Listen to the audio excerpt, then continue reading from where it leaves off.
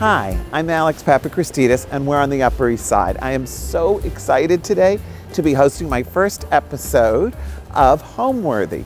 We are going into the apartment of my dear friends Christopher Spitzmiller and Anthony Bellomo. Chris is an amazing ceramicist and makes the most divine lamps, beautiful objects and dishes. And Anthony is a landscape architect who has the most beautiful store in Millbrook, L'Orangerie. And I'm so happy to bring you into their house to see just the magic of what they've created at home. So come on, let's go see them. Oh. You're a little, boy, are you on top of that door, honey? Okay, let's try that again. Jesus, talk about an egg waiting to hatch. Hi, Alex. How are you? Hi, Chris. Come on in. Good to see you. So nice to be here. Oh.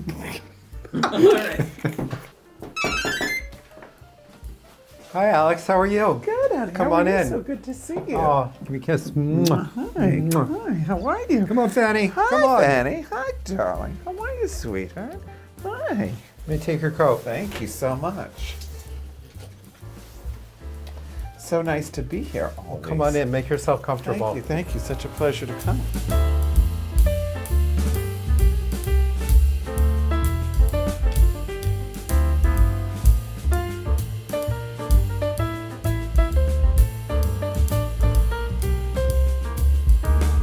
You're watching Homeworthy, where we believe every home has a story.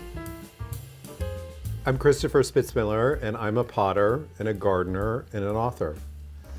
I'm Alex Papachristidis, and I am a decorator and a diehard New Yorker. I love New York no matter what, through thick and thin and good times and bad times. And I love being here, and I love living here, and I love supporting the city, and I love my friends who still live here.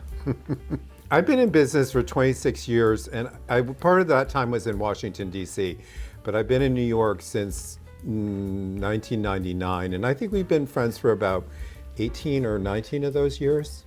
Well, But you were a client before you were a friend. You were a Okay. client from the very beginning. And I am such a fan of everything that Chris does.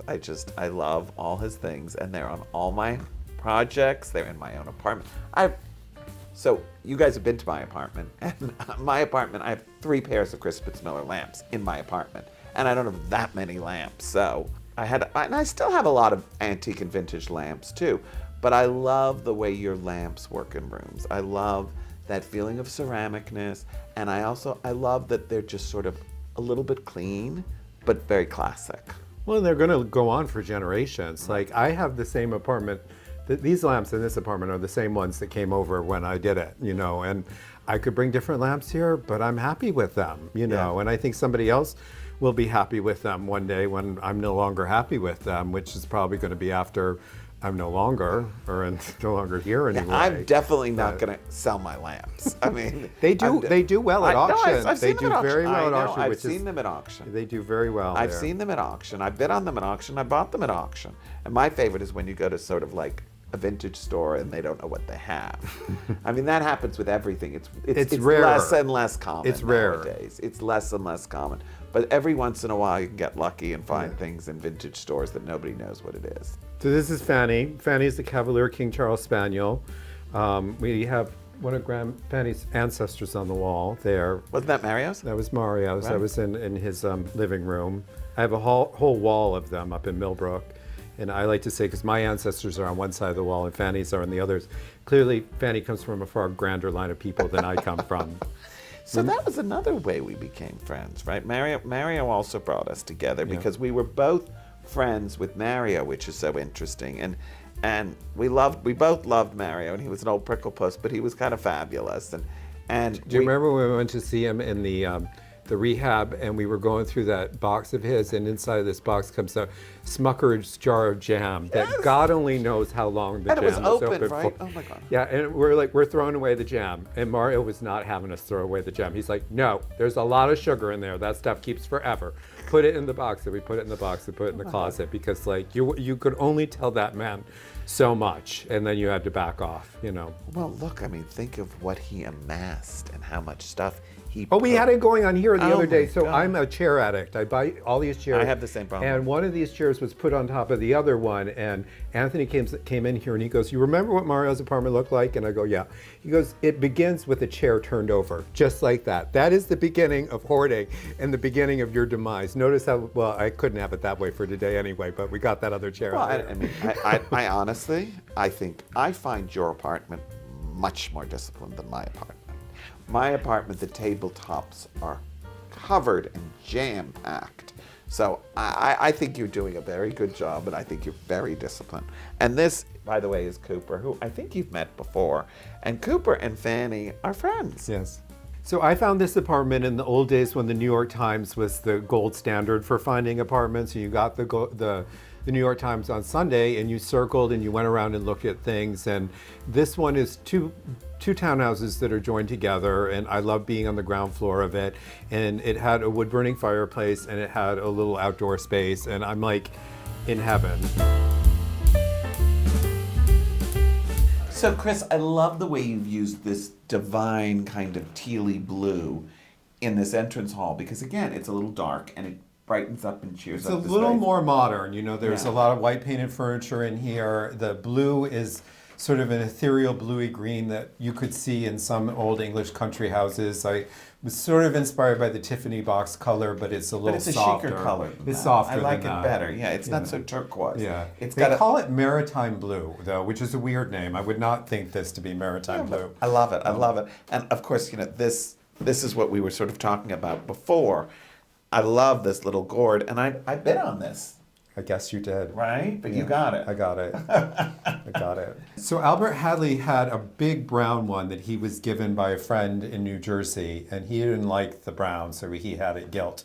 And I'm guessing that this one, which came from Renee Meyer's estate, was made by the same artist, but it inspired me to make the ones that I make and to go on from there. And I love them. I use them everywhere. I Yeah. love them. They're so chic. And again, and tell us that this. I love That's this the lamp. lamp that we make that was based on one of the ones that Sister Parrish had, So it's based on an antique lamp. based on an antique So lamp. pretty. I love that. I've never bought that shape, but I love it. And this guy? He's a white bear. In Millbrook, I have a big Bavarian one that Albert had in his bedroom in Nashville. And this was a smaller one that I got my hands on before. But it wasn't painted white like this? It wasn't, No, they it were was brown. They're Black Forest, right? Yes. Yeah. Yeah. I love the way you painted them white. It makes them so much fresher. And I don't know, they look more modern. I love it. Love it. Love it in white. Just recently, we repainted all of the white trim around the apartment. I think that's the second time I've had to do that. And I've done little bits of chain chop. I've thought about painting the walls a different color, and I I'm love them. Oh, I'm always so glad glad you've done that it. I So didn't pretty. do it then It's later. such a unique, fabulous color. It really is. It's so beautiful. So it's based off of an egg yolk color, that rich farm egg yolk color. like an organic egg. Again, Yeah. you know, and it's all from the Nancy Lancaster Yes. butter yellow school of thought. But it has a little more orange in it than butter yellow. Yeah, in there's a person. lot of orange in it. Yeah, it's exactly what you said. It's like an egg in Europe. When you eat an egg in Europe, it's got that orangey yellow color to it. It is a custom color. It was made for me here, and sadly, there's not an equivalent that I can give out. I'm very free in giving out paint colors and fabric, and would be happy to share this one, but there's not an equivalent. You that know, I you can- have your farm fresh eggs. Are those eggs? When I don't remember. Are the yolks orange? Or They're this color. Yeah, they are this color. If they've been eating the right thing, they're this color. Yeah, okay, so that's a good way to look at it. Sort of an organic farm fresh egg. The yolk is Yeah. this color. So I love this room, and I've Thank been you. here many times for dinner, and I think it's so divine. But again, I feel like this room has been here forever, and that's what I find so stylish about it. How did you accomplish that? Well, I went for that egg yolk yellow color that I have on the walls here, and it was hand glazed and painted the floors black. That was something that Albert told me to do. And I've been through lots of rugs. I had an oriental rug in here in the beginning that was threadbare that I got rid of. Had several sisals. The sisals that I have now are indoor-outdoor synthetic Yeah, this is plastic ones. genius. This is great. Kathy Kincaid got me Cooper, to do don't these. chew on that. It's fine. It's a dog-friendly house. You can I'd see say. by Fanny Yeah, here. no, We want dogs to be very comfortable in this house. And I love the way you use this mirror on the back wall to sort of open up the room. Yeah, that I borrowed from William Hodges, who was one of my first clients. He had one of those mirrors in his office townhouse that he used to live in. It just makes it look a lot bigger, and the squares sort of break it up so you don't have one big thing. And then the painting over, it's actually a collage. Albert did that collage when he was in Naples, and I think he got some National Geographic magazines and sort of made the things different sizes and stuff. So divine and the so thing charming. about this apartment, I've got so many old things in here that's one of my modern things. I mean, it doesn't scream being modern, but I'm like, okay. Well, your this is lamps one are of the modern, more- but they look timeless. Yeah, It's but- the same. And the coffee table. The coffee table's fun. Yeah, Keith Langham did the coffee table. Yeah, I love those coffee tables. And I have a turtle like that, but yours is a little different. Yeah, that one was one of Mario's. It came later. Oh, but it's very similar to I have one of yours too, crawling out from the coffee table. So, Chris, I love these Colfax chairs. Tell us Those about were a those. late night auction find. I found them in an auction house in Connecticut, and the Colfax makes these. They're called the Friar chairs. It's literally, I think, the most comfortable chair you can sit in because it spoons your back and it's a good I love height. them too. And I thought David Easton made similar versions, and there are upholsterers in New York that do similar versions. I thought that these were knockoff ones. I paid, I think, approximately $250 for them. And then when I got them, I did this little turnover thing. And what does it say right there? Colfax and Fowler, right? Colfax and Fowler. Isn't It that had great? this upholstery on it, the bullion fringe, the So whole pretty. 9 yards. Yeah, on it. I bought them before at auction too, and they always have that wonderful big scale bullion fringe. I've never liked the fabric on mine though, and I've never paid $250 for them. Did you keep the bullion? You know what? I don't know. Maybe it's a great scale. You can get me your old bullion. I'll take it. Anytime. And I love the way you use this again. This divine turquoise leather. That's so pretty. Yeah, this is a chair. I originally had some brown chairs in this apartment that were a little bit dark in here, and these came from Bill Hodgins' estate. And when I got them, I had the idea of bringing the blue in from the other room, and Harry Heisman helped me do the thing, and we put the little grosgrain ribbon in there, and So fresh and modern and stylish, and I love it with the egg yolk walls. I think it's just so pretty. And my favorite animal print on the pillows. yeah, that's the Clarence House Tiger Velvet. Looks great. That wears very, very well. And it's a linen velvet sofa. That's a Keith Langham design, and it's great. It's down-filled, and when somebody comes to stay here, if my mother comes to stay, I sleep on the sofa, but if somebody sometimes crashes here, you can sleep it's on nice there. and deep, so it's really comfortable deep. and you can sleep on it. I'm all about comfort. You know, I want to have places where people can sit and curl up, chairs that can be moved around and be in different positions. well, I'm the same way, right. You know, comfort way. is the key. You know, all the rest of it is all. People need to be like, you're comfortable in that chair. I'm comfortable in this chair. There's not any chair in this apartment that you can't sit in. Maybe these little chairs by the fireplace you wouldn't be comfortable sitting in for a long time, but most of the things I have here are comfortable. Right, and I'm totally the same way, but I mean, I think looking around the apartment, I can see that we're both inspired by history and the decorative arts, and sort of the collecting of things that relate to what we do and who we are. And I think you can see that I can walk in this room and see what inspires you, and of course, as our friendship, I know what inspires you, and you know what inspires me. But if you're sophisticated and smart and understand all this kind of decorating, it's very clear what the inspiration is, and a lot of it is about the history of decorative arts. I've been lucky and had a lot of good mentors and friends. You know, Albert Hadley was one of my first clients in New York, and he and I were great friends. And I originally hung this bigger painting on the lower thing because it's a better painting, and I hung the littler one up. And Albert had the idea of switching them around, and he did a little drawing over there of it. Which is super charming. Yeah, we'll show that later. That drawing. But I waited until Albert was coming over for a drink one night, and I got out my hammer and I moved the paintings around. And he was right. There's no logistic in it, or no rule, I should say, of why it's that way. But it is that way, and I've been fortunate to have really good friends like him and you and lots of Mario. I mean, the good thing is all of my clients have become mostly really good friends, and it's a really nice relationship to have with them. And I think that's part of the success of the business, is people know they're like, this is a Chris, and it's going to survive and it's going to last. And you know, if you're going to order something, I like to say we make lamps, we don't sell excuses. I mean, occasionally we'll get a color wrong and we'll have to send something else out, but we do that. Oh, well, you run an impeccable business. But also the thing that I love is that you've also sort of moved into dishes and accessories, garden stool. and objects. Yeah. Again, like Your gourds, I use them everywhere as candy jars. He makes these amazing gourds that I think was inspired by something that belonged to Albert Hadley. Yeah, it was wasn't inspired. I can show you a little one in the Yeah, other. yeah. Yep. And I love them just because they're just this great stylish object that you can use. I love that. And these are so wonderful. Yeah, I those love were them. painted by Colfax and Fowler, and they were in Evangeline Bruce's dining room in her apartment in the Albany in England. So they're faux painted. They're faux painted. Yeah, and I love the Delft on top of the on top of the slowly secretary. collected that. I bought the two, and then I bought the one later. And we have Fanny's ancestor that originally lived on Mario Buatta's wall. My heart literally raced when I was beating on it. The topic of the conversation around our house during the months that I decided is, how much am I going to pay for the painting? How much? And Anthony's very good at telling me how much I'm going to pay. But what I then will pay at the end of the day. My heart rate. I got it for a normal lot of money, but I'm happy it's here. And tell us about the divine flowers and fruit everywhere. So these are from my friend Claire Potter. This is a antique one, meaning that it's about 40 years old.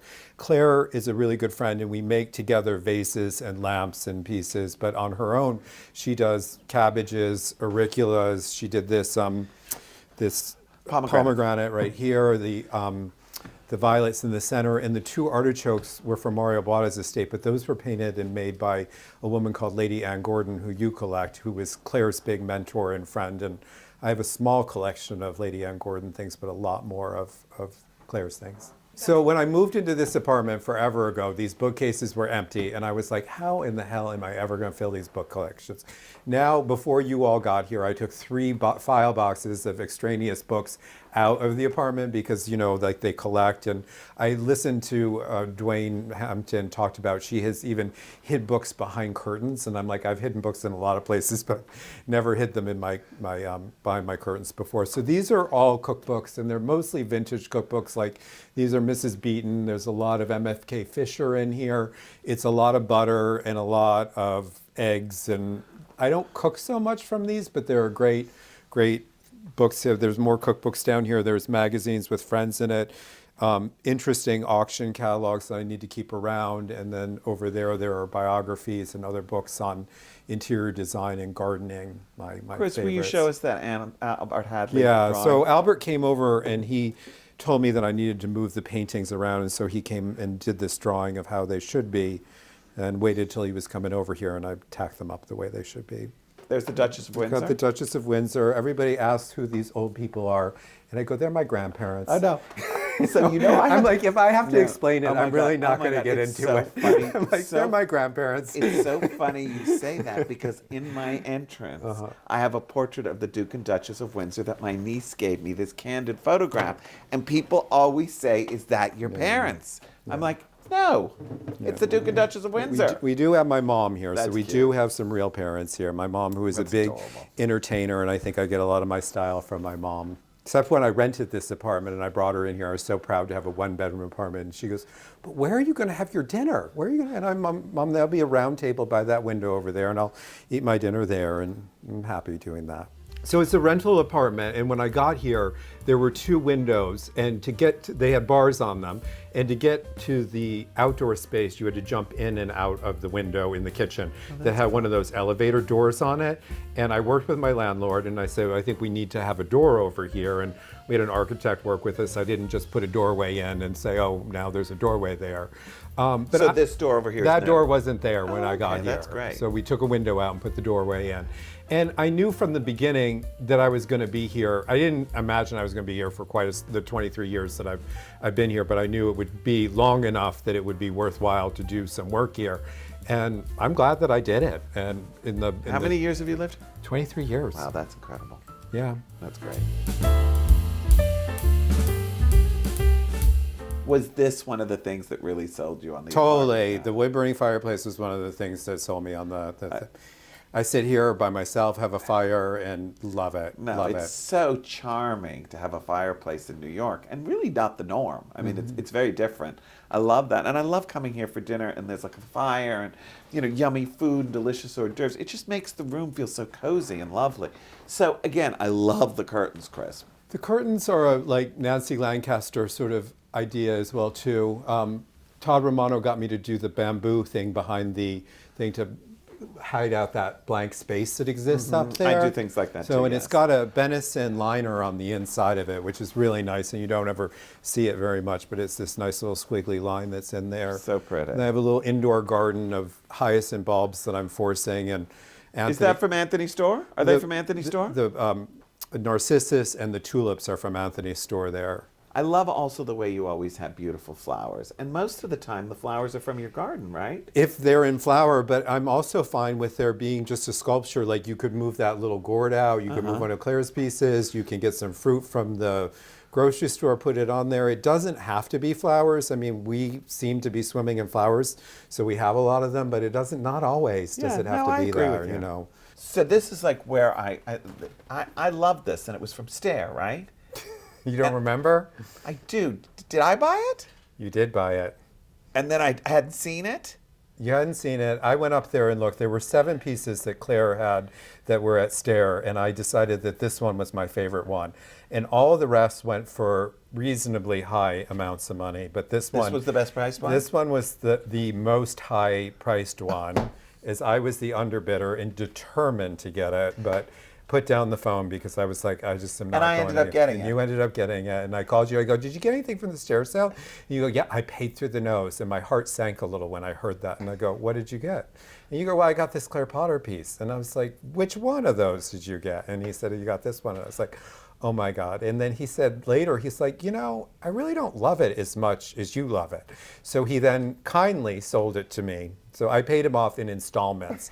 You could check your little ledger. I still owe you $20 or $30 for it, or maybe more. And you know what it was? I think I got it home, and the colors weren't right in my living room. It's a very country piece. This is at home here, or it would be home in the farm, but I don't think of this piece and think of you. Like the auricula, the violets over there, those are all pieces I can see living in your houses, but a basket of zinnias, not so much. I love it. I mean, I think it's absolutely beautiful, but somehow it didn't work in my house. Well, thank you for giving it to me. Thank you for buying it. So again, if I know that something's out there, we talk about it. But if I don't, like, I didn't think you were interested in this at the time that this was being sold, and so I didn't bring it up with you. I just, you know, I didn't think you'd be interested in the thing in the front hall. That was, you know, it's like you don't want to bother a friend with something. You know, it's not like I'm crazy. Like everything I bid on, I'm not going to run past you. Well, that's the problem. And also sometimes you spontaneously decide to bid on something, and at the last minute you bid on it, and you don't know who you're bidding against. There really should be it should have pictures of or names on a ticker tape of who you're bidding against, who you can make the decision. Auction houses are not going to like this conversation. You know, we've always had a good time together. I think that not only do we love working together, but I love Chris as a friend, and I think he's such a wonderful friend. He's so generous, he's so lovely and kind, and he's so hardworking, and I find that inspiring. Everything Chris does, he does with his whole heart, which I love. Whether he entertains, whether he cooks, whether he gardens, he's very hands-on with everything that he does. I'm hands-on too, but I'm not as much hands-on with things as Chris is. My partner screams at me and says, I depend on like an army of people to help me to make my life run. But Chris is not like that, and I love that about him, and it inspires me. One of the things that I always love to say about Chris is, he really taught me how to entertain in a relaxed manner and not to, make a big thing about having people over for dinner. So many people make it so much pressure on themselves to entertain, and when you have these lovely apartments like this that's so gracious and divine, and Chris orders in and puts it all together, and he'll have 8 people here for a buffet, and it's so relaxed and yummy, and it's just so nice to be at home. Home is really the nicest place to eat, and so when you can do it, and you can do it in a relaxed manner, I think it's amazing. So the scene for the dinner party is, people come in, they get a drink. The one area that I try to keep off limits is my kitchen, because it's so small. Mainly there's you have to do this juggling act when the food comes of how's it all going to come. But you do it so well. You do it, you make it feel effortless. And again, it's always, I always think it's such a big deal to have people for dinner. But when you come here, you just feel so, like, it's just so easy. You're so good at that. I try and make one thing myself. Like today, I had some time, so I made some chocolate chip cookies. So we'll have a chocolate chip cookie favorite chocolate chip cookies for dessert. on the But planet. there's not always time to do that, and there's no harm in getting some cookies from Eli's EAT, Yeah, but I'm any sorry, I don't place care around, what you say. you know. You know, you gave me that recipe for those Well, it's in the cookies. book. Oh, yeah, It's in the book. It's in his It's in the great, book. it's in Chris's beautiful book. But I have that recipe for those cookies, and we make them in the country all the time. And I'm always telling people, I can't tell you how many times I've given that recipe away and told them, go buy Chris's book and get that recipe for those cookies. They're so good. They're the best chocolate chip cookies you've ever had.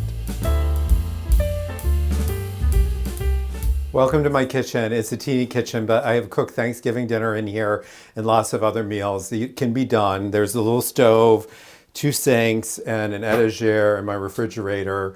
I keep a set of creamware and dishes that I've made along in here, and there's copper pots. There's a little bar here. Everything you need to have. I'm weirdly interested in salt and pepper, especially when they're related to a garden or a baskets theme. This is a little Nantucket one. Here's a little barrel one, and the little barrel one came without any liners, and I was like wondering, who can make little liners for that? I'm like, you're a potter, you make the little things yourself, and it fits right in there. And I am a Porto addict. You'll see more of it in the bedroom, but these are all different cocktail napkins of all their different patterns that I love to use. And we use them, we don't hoard them, they're out in display. You want to, you got to have things.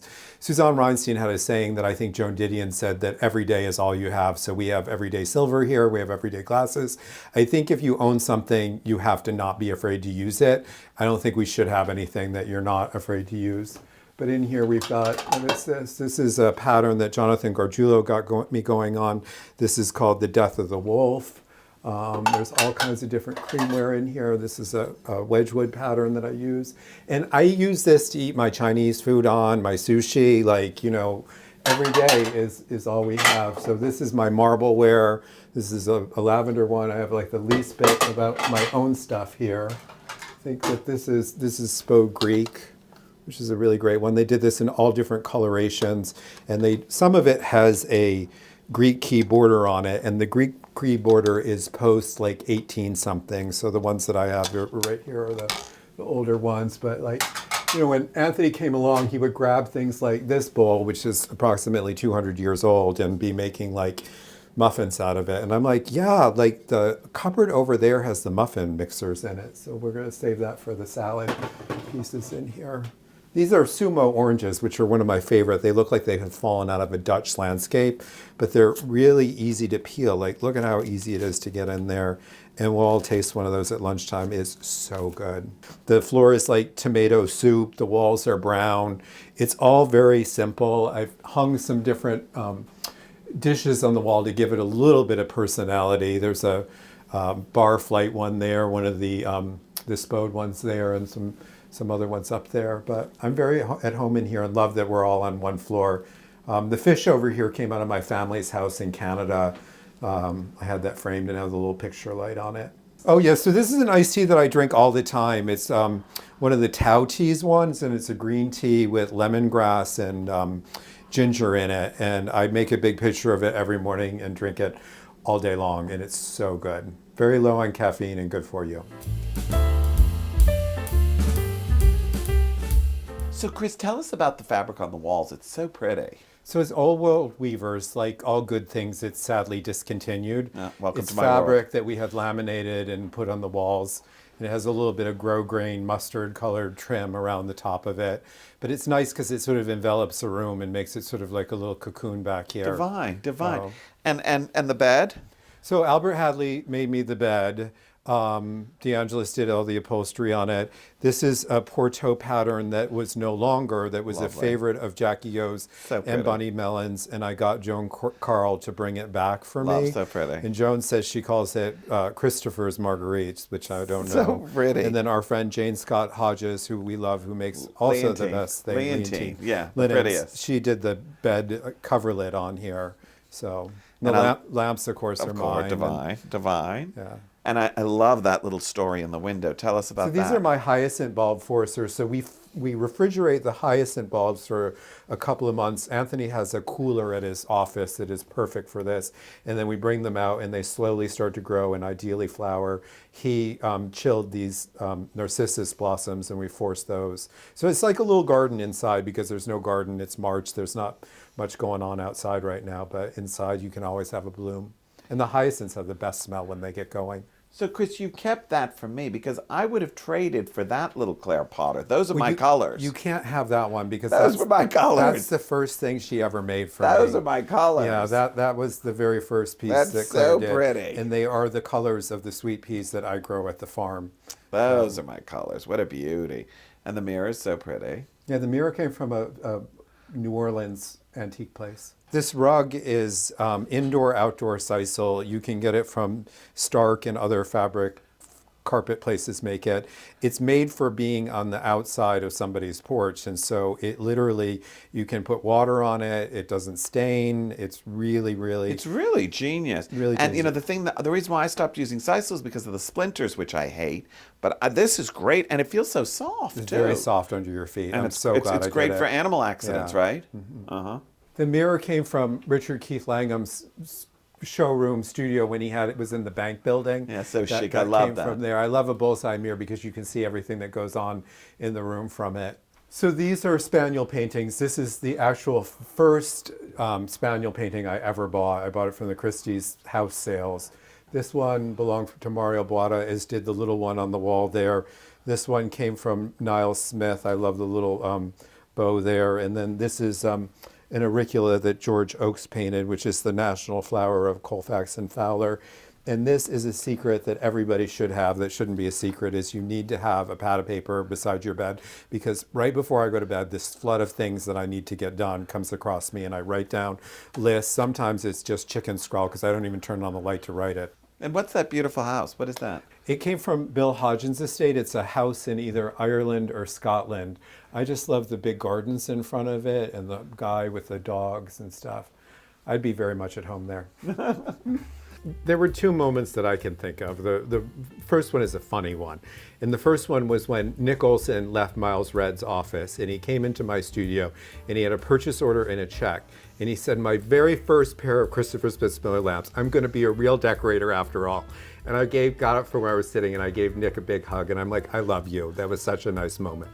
The other moment, which really sort of was amazing for me, is I had made lamps for the Clintons when they left the White House.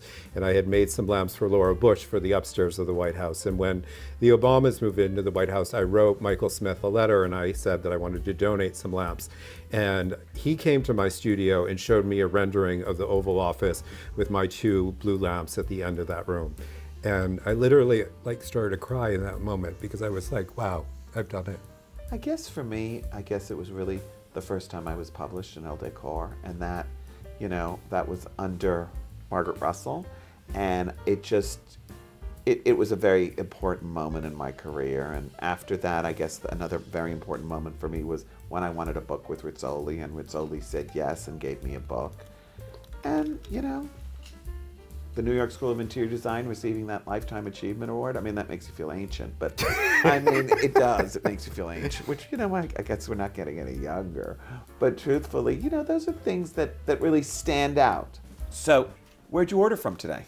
You told me to order this from Three Guys, I think it is. It's their Corfu salad. It's yummy. Oh. So I took the salad, I mixed it up in the kitchen, I put it in a better bowl and let people serve it. I like to set the table the night before for a dinner party. So Martha Stewart is a good friend of mine. She wrote the introduction to my book, and she sets the table sometimes as far ahead as 2 weeks ahead.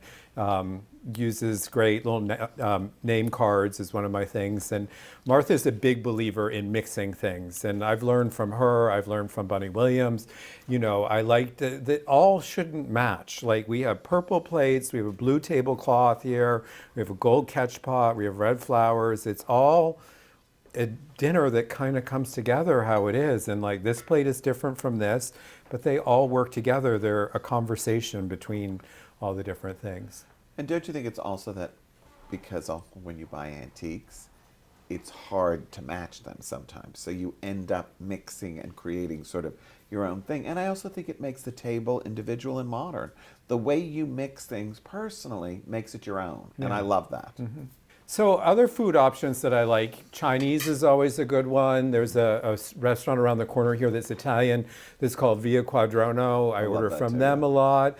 Alex has got me, what's the Asian place that is new? Kapamasa. Kapamasa. You know, I like to mix it up so that people are not coming back for the same thing. If I can make something myself, I do, but sometimes I don't have the time to do it. And people are just happy. They're just happy to eat dinner in somebody's home. I mean, we all eat out when we're New Yorkers so much. It's, I think, the nicest gift you can give somebody is to have dinner at home. And I don't have people to help me unless I have over 8 people. There's not anybody here. Mostly I have more people up in Millbrook, so I'm more inclined to have help up there. But You also cook in Millbrook. And I you cook, Anthony, and we do it all together. And Anthony's desserts and your cooking is delicious in Millbrook. I feel like in Millbrook you're cooking a lot. I don't mind doing the cooking, but I don't want to here, if I'm ordering in, I can do the dishes. If I'm cooking for a long time in Millbrook, I want to have somebody else to at least help me clean up a little bit and get things in place. I think it's all about being comfortable and not being rushed and having the time. And there doesn't mean that there's not moments of anxiety. We have moments of that, but you have to be like, I've done this before. All of the menus that I cook in Millbrook, the roast chicken that I've made, I have baked so many times that I know are going to turn out. But listen, I've had Martha Stewart over and I have burned the chicken and she's fine with it. She's there for the evening and for the experience of being at dinner at home. It's not about the perfect salad. I mean, we're going to have a good salad today, but it may not be the best salad. Sometimes don't you think it's also just about a relaxed host? I Yeah. think that's what makes it, that you're welcoming and that you're hospitable and that you have options for people, that you have, whatever they want to drink, and that there's thought and care, and that you've made the effort. And I think most people are just so happy to come to a house, to be at home where somebody's made an effort and they feel welcomed. And I think that's the best gift you can give. Oh my God, I'm so excited. My favorite cookies. There you go.